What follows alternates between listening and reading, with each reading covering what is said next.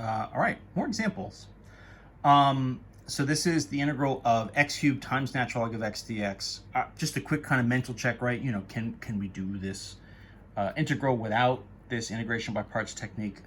The answer is no, not really, right? I'll actually maybe note the setup here, right? So the integral u dv is u times v minus the integral of, whoops, v du. That's our kind of form. So this is the integral of x cubed times natural log x dx. So we need to try integration by parts, so I need to pick a u and a dv. And I forget how I color coded this last time, but that's okay.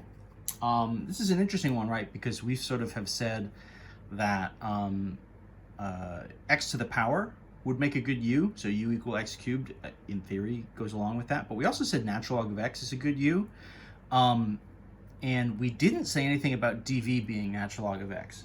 Dv is actually not going to work very well as natural log of x because we don't really have an antiderivative for natural log of x yet.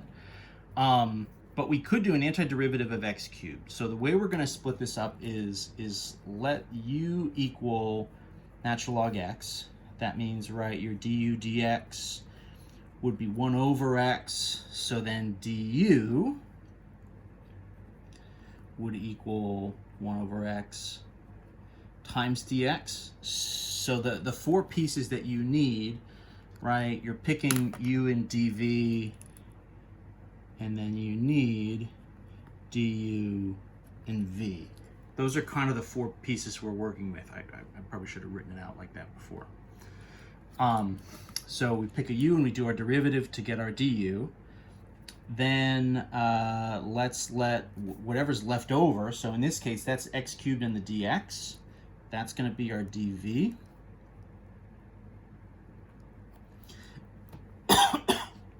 Excuse me. Always include that dx when you do the dv.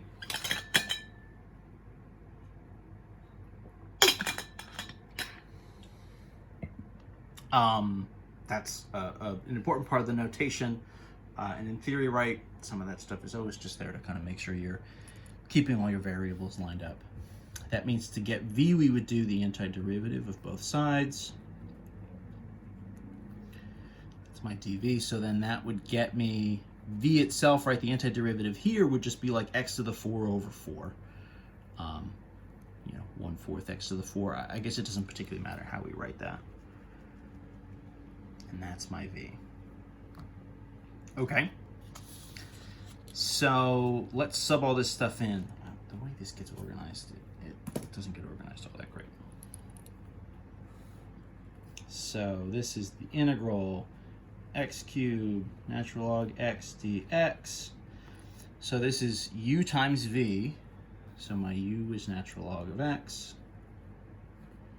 The v that I just found, right, is 1/4 x to the 4 minus the integral of v du. So v is that 1/4 x to the 4, and then du we just said is 1 over x dx.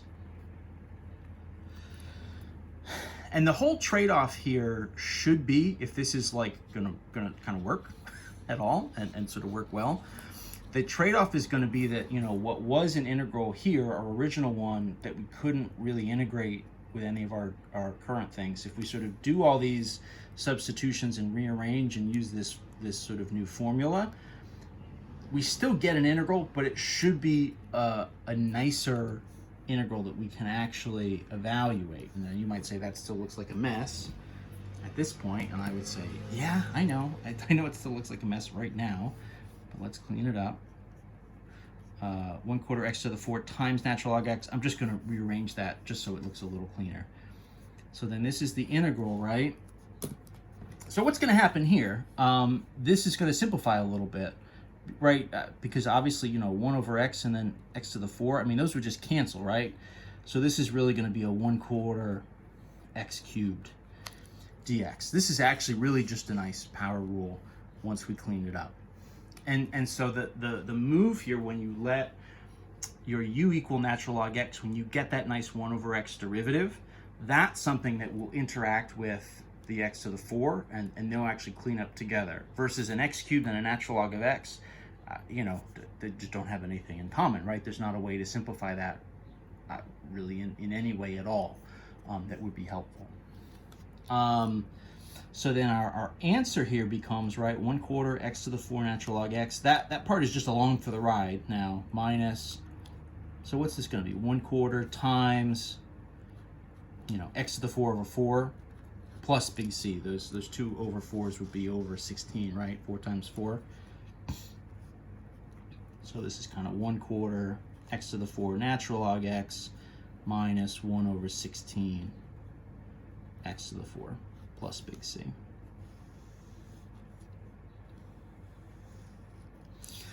And that's going to be our final answer. That's going to do it.